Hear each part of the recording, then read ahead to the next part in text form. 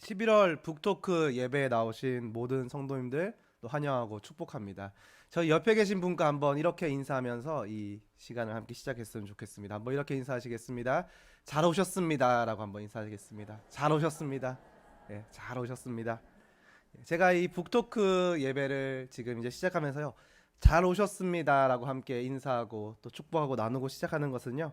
이 북토크 예배를 제가 또 참여할 때마다 또 준비할 때마다 정말 이런 예배가 없는 것 같습니다. 어떤 의미냐면 저희가 이 정해진 시간 매달 한 달에 한 번씩 이 한 권의 책을 저희가 정복해 나간다는 거. 그 책을 통해서 하나님께 주시는 또 은혜들, 또 하나님께 지혜 주시는 지혜들을 배워간다는 시간이 참 귀한 시간인 것 같습니다. 저희가 이렇게 책을 읽어야지라는 그런 생각은 다들 한 번씩 하시지 않습니까? 예, 하시죠? 예. 그런데 막상 책을 읽는 것이 그렇게 쉽지 않습니다. 예. 저희가 1월부터 시작해서 지금 11월인데 그럼 저희가 11권의 책을 이 시간들을 통해서 읽어 나간 것입니다. 뭐 책을 또 구매하지 않으시더라도 이 매번 나가는 페이퍼 또 내용들을 통해서 그 책의 내용을 저희가 다 둘러보고 또 그 책의 지식들 또 하나님께 주신 지혜들을 저희가 쌓아가고 있는 것입니다. 이런 귀한 시간이 어디 있나라는 그런 생각이 이 예배를 준비할 때마다 또 예배에 참여할 때마다 제 마음 가운데 들었습니다. 그래서 오늘 또 이 귀한 겸손이라는 책으로 함께 하나님의 말씀을 나누실 텐데 또 우리가 이 시간을 통해서 하나님께서 저희들에게 가르치시는 그 겸손을 배우고 또 깨닫게 되길 간절히 소망합니다. 이 책을 이제 11월 처음 시작할 때 이제 예배 때 이제 위 목사님께서 강고 이 책을 소개하셨던 내용이 있습니다. 소개하셨던 그 PPT 화면이 있는데 그 화면을 저희가 잠깐 한번 보겠습니다. 다음 화면입니다. 이 내용을 보면 이 책에는 이 겸손이란 책은 이제 앤드류 머리 목사님이란 분이 책을 이렇게 적으셨습니다. 그런데 이 책을 이제 어떤 책이냐, 이 책을 어떻게 소개할 수 있냐라는 것을 보면 첫 줄에 이렇게 기록되어 있습니다. 앤드류 머리 목사님의 겸손은 겸손에 관한 교과서라고 불러도 손색이 없는 책이다라고 이야기를 합니다. 아마 책을 읽으신 분들은 다 아실 것 같습니다. 이 책이 왜 겸손의 교과서로 불리기에 그런 부족함, 손색이 없는 책인지 다 아실 것 같습니다.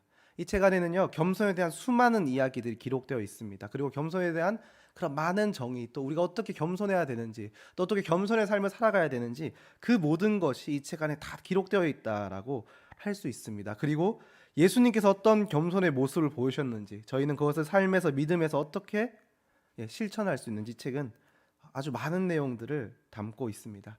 저희가 이제 한 장 한 장 이 책을 내용들을 돌아보면서 겸손에 대해서 함께 나누려고 합니다.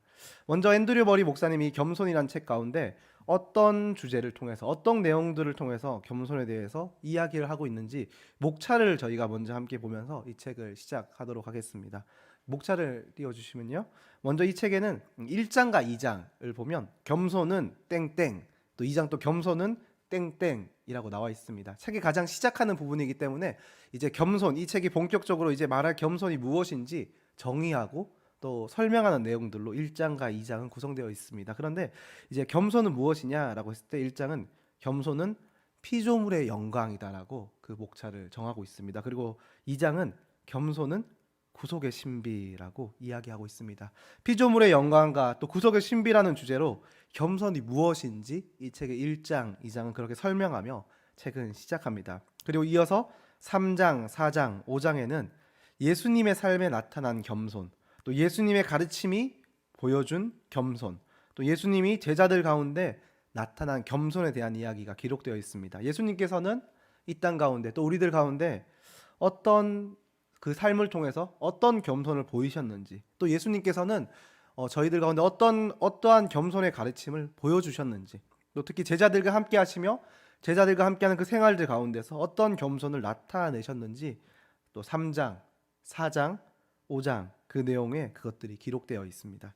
그리고 6장에는 결국 그 겸손이 우리의 삶의 일상 속에서 이루어져야 한다는 것을 이야기합니다. 그래서 6장의 제목이 일상 속의 겸손입니다. 겸손이라는 것은 우리가 마음에 품고 그냥 생각만 하고 결심만 하고 살아가는 것이 아니라 또 겸손에 대해서 배우고 지식만 채워나가는 것이 아니라 결국 겸손이라는 것은 우리의 일상 생활 속에서 드러나고 나타나고 증명되어야 한다고 이 책의 6장 이제 중간 부분에서는 그렇게 이야기합니다. 그리고 7장과 8장, 9장에는 겸손과 거룩, 또 겸손과 죄, 또 겸손과 믿음.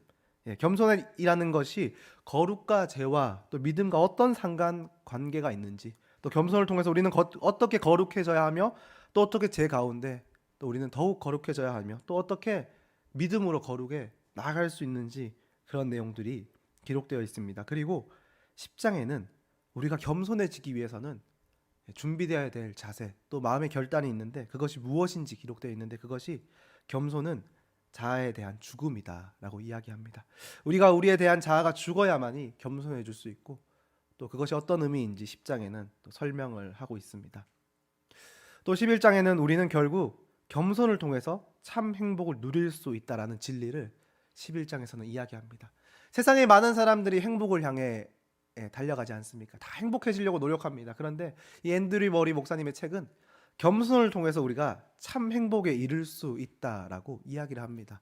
저희가 생각하기에 겸손하면 우리의 마음만 속이 타고 우리의 마음만 병들고 우리만 너무 힘드는 것 같은데, 이 앤드류 머리 목사님은 그것이 아니라 겸손하면 손해보고, 겸손하면 힘들고, 겸손하면 조금 더 많이 남들보다 참아야 되고 어려운 것이 아니라, 겸손하면 결국 우리는 그 겸손 가운데서 하나님께 주시는 참 행복을 우리가 누릴 수 있을 것이다 라고 그 진리를 또 11장에서 이야기하고 있습니다. 그리고 마지막 12장에는 겸손과 자기 높임이라는 주제로 이 책을 마무리합니다.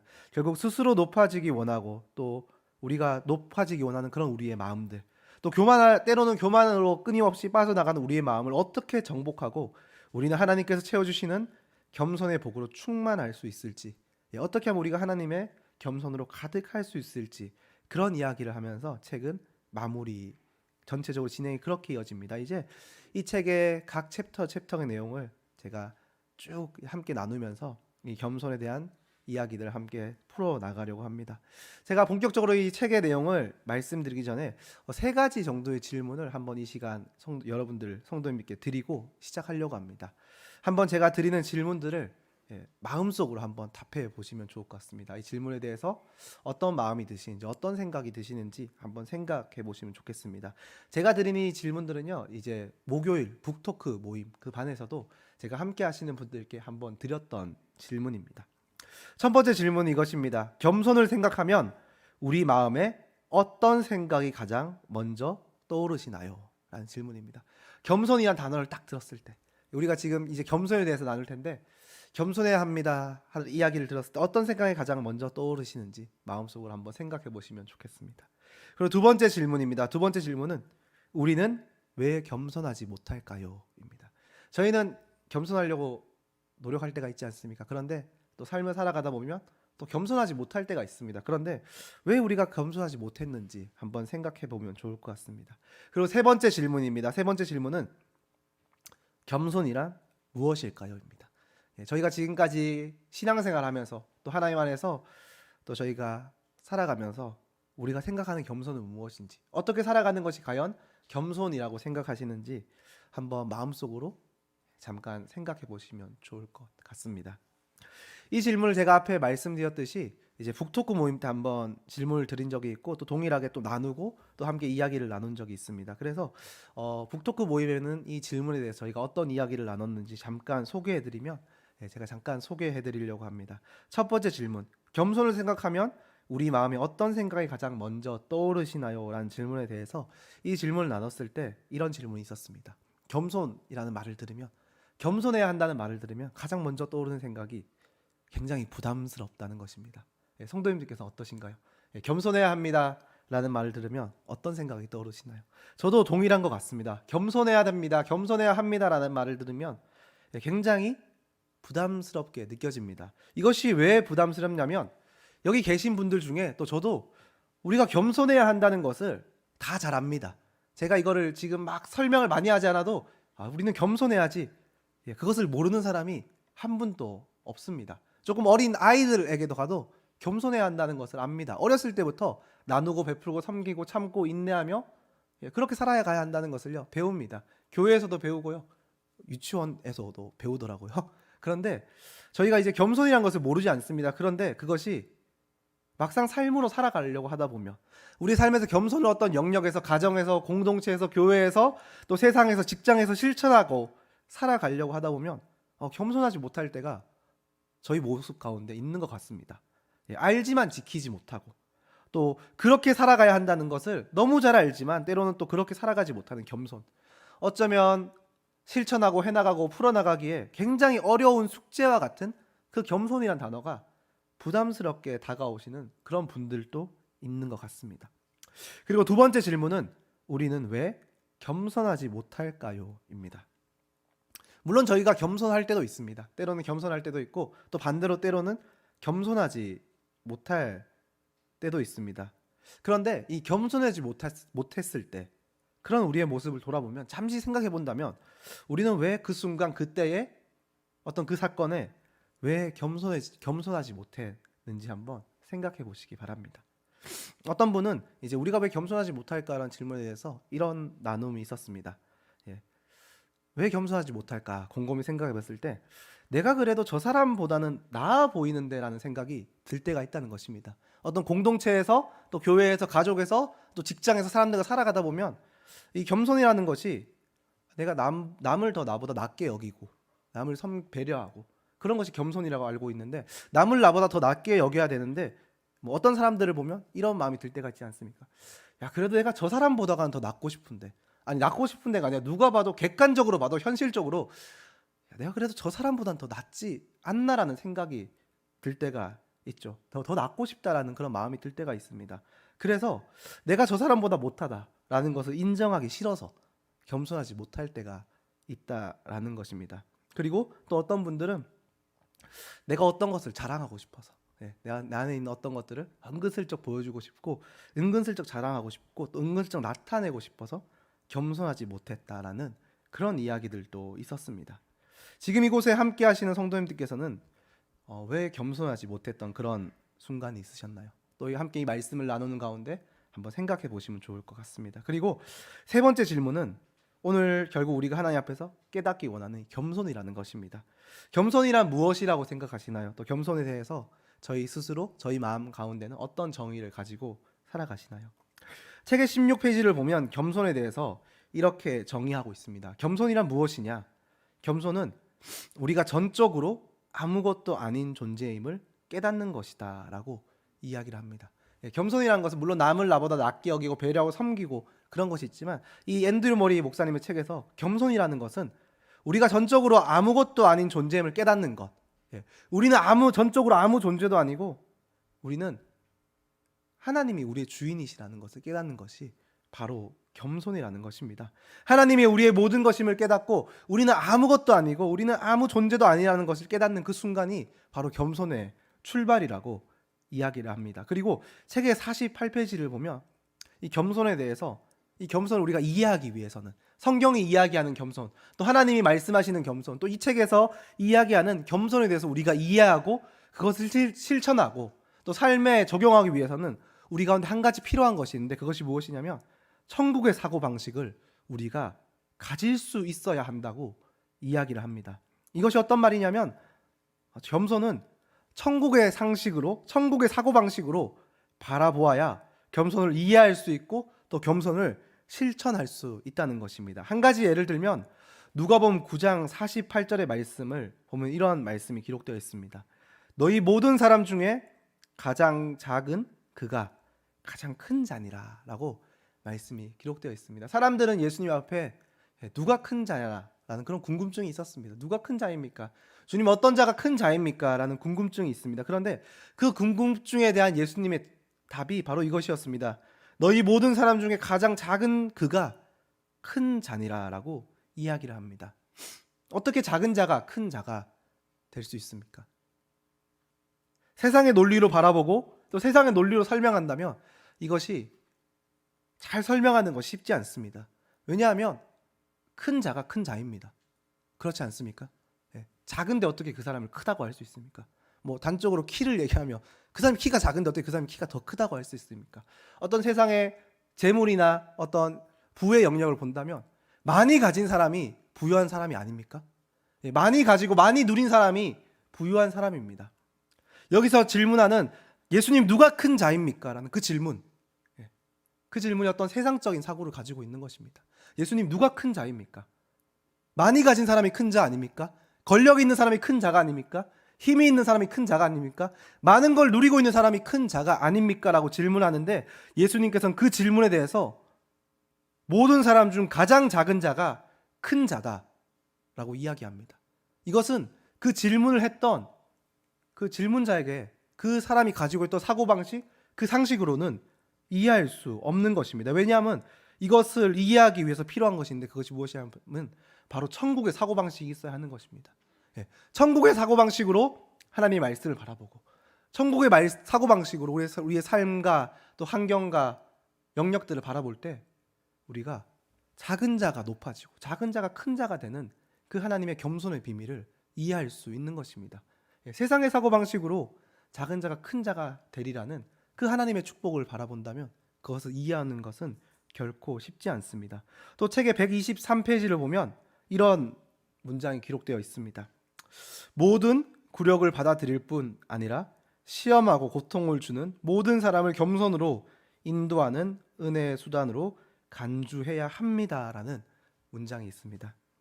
이 책의 문장을 보면 이렇게 기록되어 있죠. 겸손하려고 하다 보면 때로는 우리가 굴욕을 당할 때가 있지 않습니까? 겸손하려고 하다 보면 힘들 때가 있죠. 저희 함께 북토크 나누는 그 나눔에서 이런 이야기가 있었습니다. 가정에서 겸손하려고 하면 그 겸손한 사람만 계속 손해보는 것 같다. 예를 들어 아내가 겸손하면 남편이 어느 정도 이렇게 보다가 같이 겸손해야 되는데 끝까지 아내만 겸손하는 것 같다. 또 반대로 남편 되시는 성도님께도 겸손하려고 보면 아내가 어느 정도 오다가 같이 이렇게 겸손이 맞아야 되는데 이 계속 겸손하다 보면 끝까지 한 사람만 겸손하다가 지치는 것이 아닌가라는 그런 이야기가 있었습니다.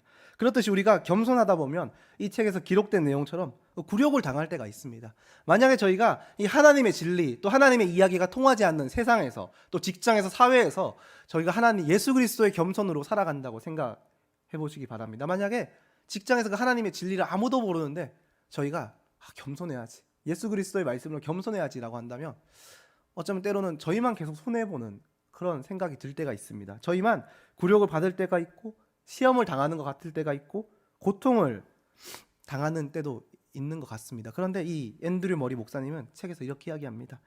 정말 우리가 겸손하기 위해서는 그런 굴욕, 시험, 고통 그 모든 것들 우리가 겸손할 때 우리를 또 힘들게 하고 어렵게 하고 마음을 흔드는 그 모든 것들을 은혜로 받아들일 수 있어야 한다라고 이야기합니다.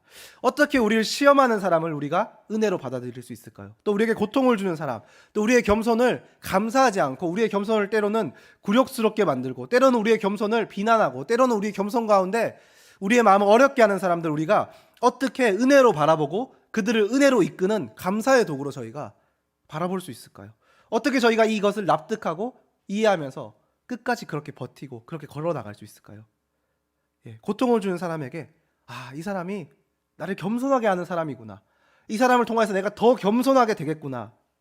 그렇게 어떻게 감사하고 더 사랑할 수 있을까요? 앤드류 머리 목사님 우리가 이렇게 겸손하게 하려고 하나님 이러시는구나.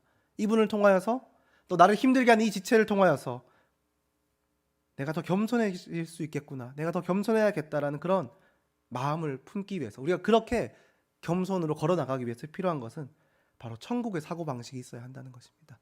그냥 세상의 사고방식으로 그것을 바라보면 화가 납니다. 분노가 일어납니다. 아니 내가 이렇게 겸손한데 어떻게 나한테 이럴 수 있지? 라는 생각이 듭니다. 그런데 저희가 천국의 사고방식으로 그 상황을 바라보고 하나님의 말씀을 바라보고 그 가운데 나아갈 때 우리는 겸손해질 수 있다라는 것입니다. 그래서 이 책에서 앤드류 머리 목사님은 우리가 겸손하기 위해서는 먼저 첫 번째, 우리가 전적으로 아무것도 아닌 존재임을 우리가 깨달아야 한다는 것입니다. 그리고 우리가 천국의 사고방식으로 바라보고 이해하고 살아갈 수 있는 그 시각, 그 시선이 우리 가운데 있어야 한다고 이야기를 합니다. 그래서 먼저 1장과 2장 겸손, 피조물의 영광, 또 구속의 신비에서는 이런 겸손, 천국의 사고방식을 가지기 위해서 우리가 먼저 알아야 하는 것에 대해서 1장과 2장에 대해서 먼저 이야기를 하고 있습니다. 그 내용을 한번 살펴보겠습니다. 13페이지를 보면 이런 문장이 있습니다. 하나님이 세상을 창조하신 목적 중 하나는 인간으로 하여금 그분의 완전하심과 복되심에 참여하게 하기 하여 그 안에 있는 하나님의 사랑과 지혜와 권능을 보이시기 위함이었습니다 라는 문장이 있습니다. 하나님께서 우리를 창조하신 목적이 있다고 합니다. 저희가 너무 잘 아는 내용입니다. 하나님께서 우리를 창조하신 목적은 우리로 하여금 하나님의 완전하심과 하나님의 복되심에 참여하게 하며 또 하나님의 사랑과 지혜와 또 하나님의 권능과 영광을 보게 하기 위하여서 우리를 이 땅 가운데 창조하시고 이 땅 가운데 보내시며 또 이 땅 가운데 우리를 그리스도인으로 부르셨다고 이야기를 합니다. 그런데 우리가 하나님의 복되심에 참여하며 하나님의 사랑과 영광을 보기 위해서는 우리 가운데 반드시 필요한 한 가지 성품이 있는데 그것이 무엇이냐면 바로 15페이지에 그것이 기록되어 있습니다. 15페이지입니다. 15페이지 내용을 보면 겸손 없이는 진정으로 하나님의 임재 안에 거하거나 하나님의 사랑과 성령의 능력을 경험할 수 없습니다. 겸손 없이는 지속적인 믿음, 사랑, 기쁨, 능력이 나타날 수 없습니다라는 문장이 이 책 가운데 있습니다. 우리가 하나님의 영광, 하나님의 권능, 하나님의 완전하심, 하나님의 복되심 가운데 참여하고 그것을 경험하기 위해서 필요한 한 가지 성품이 있는데 그것이 무엇이냐면 바로 겸손이라는 것입니다. 우리 가운데 겸손의 성품, 겸손의 마음이 없이는 절대로 하나님의 임재 가운데 들어갈 수 없다는 것입니다. 우리가 겸손이 없이는 하나님의 사랑과 하나님의 성령의 능력을 경험할 수 없다는 것입니다. 저희는 우리가 성령의 능력을 경험할 수 없다, 또 하나님의 어떤 임재를 경험할 수 없다라고 생각하면 기도가 부족해서 그런가? 예배가 부족해서 그런가? 우리 어떤 헌신과 수고가 부족해서 그런가? 라는 생각이 들 수 있는데 이 앤드류 머리 목사님의 겸손이라는 책에서는 우리가 하나님의 성령의 은혜를 경험할 수 없는 것, 성령의 능력과 사랑과 그분의 임재를 우리가 체험할 수 없는 것은 바로 겸손이 없기 때문에 체험할 수 없다라고 이야기합니다. 그리고 지속적인 믿음이 이어지지 못하는 것, 지속적인 사랑과 기쁨과 능력이 우리 삶 가운데 일어나지 못하는 이유가 있는데 그것이 무엇이냐면 겸손이 없기 때문에 우리 삶 가운데 그런 하나님의 역사가 일어나지 못한다라고 이야기를 합니다. 그럼 이것을 반대로 이야기하면요, 우리가 겸손하면 우리가 하나님의 임재를 경험할 수 있다는 것입니다. 우리가 겸손하면 성령의 능력을 체험할 수 있다는 것입니다. 그리고 우리가 겸손하면 지속적인 믿음과 사랑과 기쁨과 능력을 경험할 수 있다는 것입니다. 그래서 우리가 그리스도인으로 살아갈 때 또 하나님 앞에서 우리의 신앙이 성장하기 원하고 하나님의 임재와 믿음과 사랑이 충만하기 위해서는 우리가 겸손을 반드시 준비해야 한다고 이 책의 시작은 그렇게 이야기를 합니다. 그럼 굉장히 한 가지 중요한 질문을 저희가 던질 수 있습니다. 그것이 무엇이냐면 우리가 그럼 어떻게 겸손해질 수 있냐는 것입니다. 앞에서 말씀드렸듯이 저희가 겸손을 모르지 않습니다. 그런데 또 겸손을 우리가 겸손을 하려고 노력도 해본 적 있습니다. 그런데 어떻게 하면 우리가 겸손해질 수 있냐는 것입니다. 혹시 이곳에 함께 예배 드리시거나 또 온라인으로 함께 예배 드리시는 분들 가운데 지금까지 오늘 이때까지 단 한 번도 겸손에 대해서 도전해보지 않으신 분이 계신가요? 지금까지 나는 겸손해야겠다, 겸손한 사람으로 살아가야겠다는 생각을 한 번도 해보지 않는 분이 계신가요? 아마 한 분도 없을 거라고 생각합니다. 저희가 하나님의 은혜가 저희 가운데 임할 때, 또 하나님의 또 감동이 있을 때 저희는 그런 생각을 합니다. 겸손해야지. 그리스도인으로 살아가면서 나는 겸손해야지. 특별히 하나님의 공동체 가운데, 교회 가운데 나는 겸손한 사람으로 살아가야겠다. 하나님께서 나를 이곳을 겸손하게 내가 이 공동체에서 섬겨야겠다는 생각을 합니다. 또 가정에 가서도 하나님, 내 이 가정에서 겸손한 사람으로 우리의 가정을 변화시키겠습니다 라는 생각을 합니다. 그리고 더 나가서는 또 때로는 더 큰 믿음을 가지고 하나님, 제가 이 세상에 나가서 그리스도의 겸손대로 살아가겠습니다. 내가 직장에서 또 세상에서 이 그리스도의 겸손을 보이며 살아가겠습니다 라는 마음을 저희가 다 한 번씩 품어본 적은 있을 것 같습니다. 그러면 저희가 이 겸손이라는 것을 다짐도 해보고 생각도 해보고 또 실천하기 위해서 노력도 해보는데 그럼 왜 저희가 겸손에 실패하냐는 것입니다. 실패하지 않으십니까? 겸손하려고 하다가도 실패할 때가 있지 않습니까? 왜 이렇게 겸손하려고 노력하는데 왜 우리 삶 가운데 때로는 겸손을 실패하는 그런 일이, 또 그런 경험이 있는 것일까요? 결론적으로 먼저 말씀드리면 겸손이라는 것은 우리의 힘과 우리의 노력으로 이룰 수 있는 것이 아니기 때문입니다. 이 겸손에서 처음 나눌 때, 시작할 때 겸손의 정의를 이렇게 말씀드렸습니다. 겸손이란 우리가 전적으로 아무것도 아닌 존재임을 깨닫는 것이다 라고 말씀드렸습니다. 겸손이라는 것은 우리는 전적으로 아무것도 아닌 존재임을 깨달으면서부터 출발하는 것인데, 저희가 때로는 겸손을 도전하고 겸손을 다짐했다가 실패하는 이유는 아무것도 아니어야 하는데 그런 우리가 우리의 힘으로, 우리의 노력으로 겸손해 보려고 하기 때문입니다. 그 겸손을 실천해 보려고 하기 때문입니다. 이 책에서는 이제 겸손에 대한 반대말을 교만이라고 정의하고 있습니다. 이제 겸손하지 않은 것을 교만이라고 정의하는데 책의 24페이지는 이런 내용이 있습니다. 구속이 필요한 이유는 교만 때문입니다. 무엇보다 겸손으로부터의 구속이 절실합니다라는 문장이 있습니다. 저희가 겸손의 반대를 지금 교만이라고 말씀드리는데, 그럼 이 교만을 해결하면 저희가 겸손해질 수 있지 않습니까? 교만이라는 성품을 저희가 물리치면 겸손해질 수 있는데, 이 책에서는 그럼 이 교만이라는 것을 물리치는 방법에 대해 설명하는데, 그것이 어떤 결심, 어떤 다짐, 어떤 기도라고 설명하지 않습니다. 이 겸손이라는 것으로 달려가기 위해서 이 교만을 떼어내야 되는데, 교만을 떼어내는 방법이 무엇이냐면, 앤드류 모리 목사님은 그것이 바로 구속의 은혜를 통해서 우리가 겸손해질 수 있다고 이야기를 합니다. 구속의 은혜, 즉 우리를 구원하시고 우리를 새 사람으로 만드시고 우리를 죄로부터 건져내시는 그 예수 그리스도의 은혜가 우리 가운데 있어야 우리가 겸손해질 수 있다라고 이야기를 합니다. 왜냐하면 이 교만이라는 성품은 사탄으로부터 오는 것이기 때문입니다. 앤드류 머리 목사님은 이 겸손의 반대, 겸손을 방해하는 우리 마음에 피어나는 교만이라는 것은, 그 성품은 사단으로부터 온다는 것입니다. 저희가 사단을 어떻게 끊어내겠습니까? 사단으로부터 오는 공격들, 그 방해들을 어떻게 끊어내겠습니까? 그것을 끊어낼 수 있는 것은 바로 결국 예수 그리스도의 구원의 은혜밖에 없습니다. 예수 그리스도의 구원의 은혜가 우리의 마음을 충만하게 채울 때 우리는 겸손할 수 있다는 것입니다. 그 예수 그리스도의 구속의 은혜를 우리가 깊이 나아갈 때 우리가 겸손할 수 있다는 것입니다. 그리고 이것을 조금 더 다른 말로 이야기하면 결국 우리는 예수님을 의지할 때만 겸손할 수 있다는 것입니다. 우리의 다짐으로, 우리의 마음으로 내가 겸손해야지.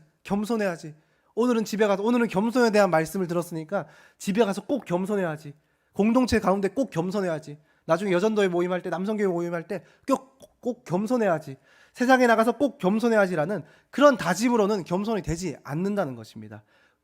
예수님을 의지할 때, 그 마음의 모든 것들을 예수님께 올려드리고 예수님을 바라볼 때만이 우리가 겸손해질 수 있다는 것입니다.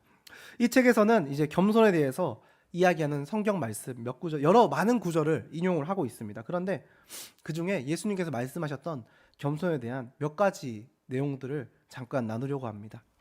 책의 몇 가지 내용을 함께 나누면 이 36페이지를 보면 이런 내용이 있습니다. 자기를 낮추는 자는 높아지리라. 자신에게 아무것도 구하지 않은 온유한 자가 땅을 차지할 것이다. 천국에서 누가 큰 자인가? 너희 모든 사람 중에 가장 작은 그가 큰 자니라. 가장 낮은 자가 하나님께 가장 가까이 있는 자입니다. 자신을 낮추는 자만이 겸손해 높아질 것입니다. 이런 성경의 이야기를, 성경의 구절들을 인용을 하고 있습니다. 저희가 이것을 어떻게 이해할 수 있을까요? 어떻게 또 실천하고 우리 삶 가운데 적용할 수 있을까요? 자신을 낮추겠다라는 그것으로, 그냥 낮아져야지, 겸손해야지, 그것으로 우리가 겸손해질 수 없다는 것입니다. 하나님 앞에 도우심을 구하고 하나님께 우리의 마음을 올려드리고 하나님이 우리를 겸손하게 하시도록 그 은혜를 사모하고 하나님 앞에 나아갈 때, 그렇게 날마다 기도하며 주님 앞에 나아갈 때 우리는 겸손으로 나아갈 수 있다는 것입니다. 그런데 겸손을 향해서 그렇게 날마다 기도하고 하나님 앞에 나아가며 주님을 의지해야 함에도 불구하고 앤드류 머리 목사님은 61페이지의 내용 중에 그 문장 가운데 그럼에도 불구하고 이런 부류의 사람들이 있다라고 이야기를 합니다. 그 내용을 보면 이렇습니다. 겸손이 여전히 애통할 만큼 부족한 상태도 진지하고 활발한 신앙의 모습이 가능하다는 것입니다 라는 문장이 있습니다. 저희가 어떤 활발한 신앙생활, 또 진지한 신앙생활, 어떤 교회 열심으로 신앙생활을 하기 위해서 그런 모습 살아가는데, 이게 겸손을 부족한 상태에도 그런 모습을 살아가는 사람이 많다는 것입니다. 이게 어떤 말이냐면 겸손을 추구하지 않고 겸손을 소망하지 않고 겸손을 향한 어떤 기도와 노력도 없으면서 진지하고 활발한 신앙생활을 하는 사람들이 있다는 것입니다. 이 문장이 이야기하는 것이 무엇이냐면요, 우리가 온전한 신앙생활, 온전한 믿음생활, 또 온전한 하나님 앞에 나가기 위해서는요, 어떤 활발한 신앙생활, 활발한 진지한 어떤 모습이 먼저 되어야 하는 것이 아니라 겸손이 먼저라는 것입니다. 겸손이 우선순위라는 것입니다. 우리가 온전한 신앙과 믿음으로 나가기 위해서는요, 겸손이 먼저 준비되어야 한다는 것입니다. 그래서 이 책에서는 그런 신앙, 우리의 신앙에 대해서 이런 이야기를 합니다. 73페이지에 있는 문장인데 제가 소개해 드리겠습니다. 하나님 앞에서의 겸손은 사람들 앞에서의 겸손으로 증명되지 않으면 아무것도 아닙니다. 라는 내용이 있습니다. 하나님 앞에서 겸손이라는 것을 신앙이라고 말할 수 있을 것 같습니다. 예를 들어 우리가 교회를 헌신하고 수고하고 신앙이 있고 그런 모습들이 하나님 앞에서 겸손한 모습이라고 설명할 수 있을 것 같습니다. 그런데 이 앤드류 머리 목사님 이렇게 이야기합니다. 우리가 하나님 앞에 어떤 헌신과 수고와 열심히 하는 모습을 보여줄지라도 그것이 타인들 앞에, 우리 함께하는 성도들 앞에, 함께하는 지체들 앞에, 주변 이웃들 가운데 또 사람들 앞에서 겸손으로 증명되지 않으면 아무것도 아니라는 것입니다. 저희는 열심히 수고하는 것 같은데, 열심히 헌신하고 노력하는 것 같은데, 사람들이 그 모습을 볼 때, 우리의 모습을 볼 때, 저 사람은 겸손하지 않아, 저 사람 가운데 겸손이 없는 것 같아 라고 말하면 그것이 아무것도 아니라는 것입니다. 우리에게 먼저 준비되어야 되는 것인데, 먼저 우선순위로 갖춰져야 되는 것인데, 그것이 겸손이라는 것입니다. 그 무엇보다 우리는 하나님 앞에 겸손하듯이, 하나님 앞에 나가듯이 사람들 앞에서도 우리의 겸손을 증명해야 한다는 것입니다. 그것이 믿음이고 또 그것이 온전한 신앙이라는 것입니다. 그리고 책에서는 계속해서 이어서 우리가 왜 겸손해야 되는지에 대해서 계속해서 이야기하고 있습니다. 110페이지에 한 문장을 더 보겠습니다. 이 책의 그 110페이지의 문장을 보면 이런 문장이 있습니다.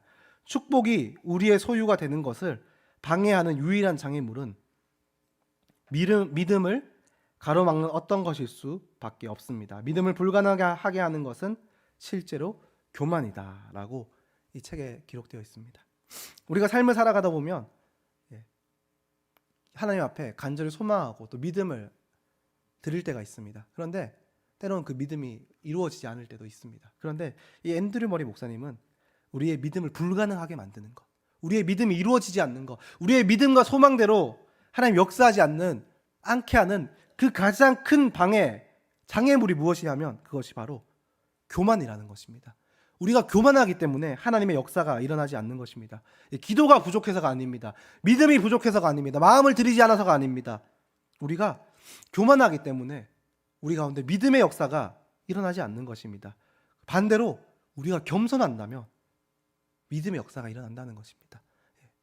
우리가 하나님 앞에 믿음의 역사, 하나님의 능력과 그 역사를 사모하고 소망한다면 우리는 겸손해야 한다는 것입니다. 하나님께서는 겸손한 자의 기도를 들으시고 겸손한 자의 믿음을 보신다는 것입니다. 그리고 겸손한 자의 믿음과 기도 가운데 역사하신다는 것입니다.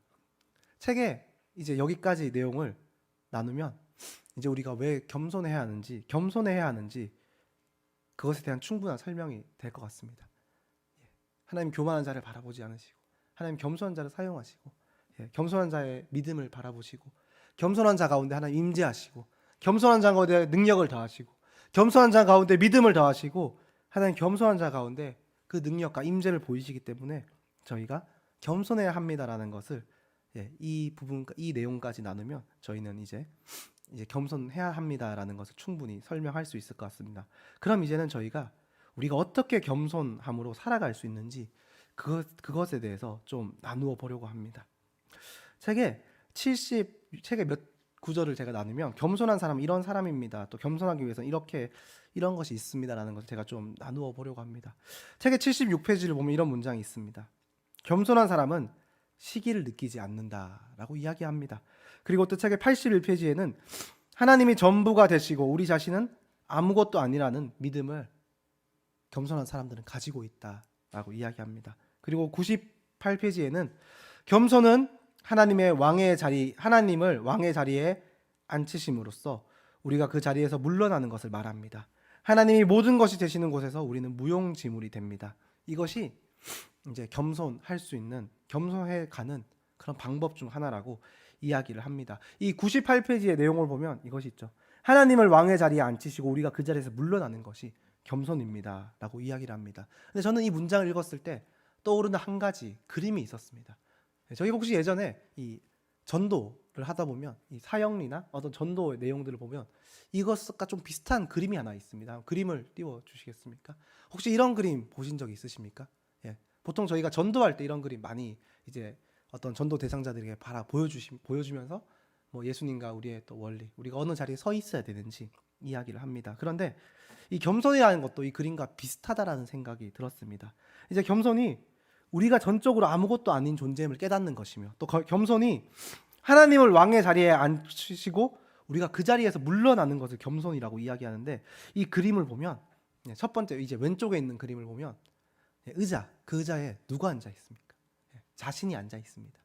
그리고 반대쪽 그림을, 다른 반대쪽 오른쪽 그림을 보면 이 의자에 예수님이 앉아 계시고 나는 그 옆에 밑에서 주님을 바라보고 있습니다. 겸손이 무엇이냐면 바로 이 주님을, 이 의자, 우리의 삶의 중심, 우리의 모든 것의 중심을 하나님을 올려놓는 것입니다. 그것이 바로 겸손이라는 것이죠. 하나님을 왕의 자리에 모시고, 하나님 우리의 삶의 중심에 모시고, 나는 물러나서 그 주님을 경배하며 그 주님을 따라가며 그 주님의 인도하심을 바라보며 걸어가는 것이 바로 겸손이라는 것입니다. 내가 주인이 되어서 나의 노력으로, 나의 열심으로 어떤 것을 해보겠다, 이루어보겠다라고 하는 것은 겸손이 아니라는 것입니다. 심지어는 내가 겸손해야지라는, 그것도 그 의자의 중심에 내가 앉아서, 우리 자신이 앉아서 내가 겸손해야지라는 그것도 잘못되었다는 것입니다. 우리가 정말 겸손해지기 원한다면 우리의 그 삶의 중심에 주님을 모시고 우리는 겸손을 바라보고 소망하며 그 주님을 의지해야 우리가 겸손해질 수 있다는 것입니다. 그리고 이 앞에 저희가 읽은 문장을 보면 이렇게 이야기하죠. 겸손한 사람은 시기 질투를 하지 않습니다.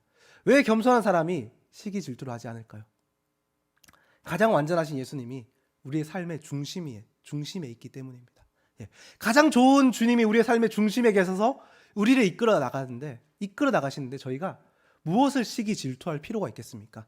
사람이 다른 어떤 모습을 시기 질투하고 세상의 그 무엇을 우리가 부러워하고 시기 질투할 필요가 있겠습니까? 그리고 하나님께서 우리의 전부가 되시는데 우리가 다른 무엇을 더 소망하고 바랄 필요가 있겠습니까? 제가 이제 겸손에 대해서 나눌 때 이런 이야기들이 있었습니다. 겸손하면 손해보는 것 같습니다. 어떻게 생각하시나요? 저희가 겸손하면 손해본다고 생각하시나요? 우리가 뭐 교회에서, 또 공동체 가운데, 또 가정에서, 또 직장에서, 또 하나님 모르는 사람들 가운데서 겸손하면 손해본다는 마음이, 생각이 들 수도 있습니다. 이거 나만 너무 열심히 하는 거 아닌가? 나만 참는 게 아닌가? 저 사람은 하나도 안 참는 것 같은데 나만 계속 참는 게 아닌가? 나만 계속 수고하는 게 아닌가? 그런 생각이 들 때가 있습니다. 그래서 그런 교만이, 또 그런 마음이 우리를 겸손하지 못하게 하는 것 같습니다. 겸손하면 우리가 얻는 손해들을 우리가 아까워할 때도 있고, 그 희생을 우리가 힘들어하고, 그 희생을 아쉬워하고, 왜 저 사람은 나한테, 내가 이렇게 겸손한데 나한테 이렇게 해주지 않을까라는 그런 생각이 들 때도 있는 것 같습니다. 그런데 왜 저희가 그런 생각이 들고 그런 유혹이 오고 그런 것들이 우리의 마음을 흔드냐면 우리의 삶의 중심에 우리가 서 있기 때문입니다. 만약 우리의 삶의 중심에 하나님이 서 계시다면 우리가 손해를 아까워하겠습니까?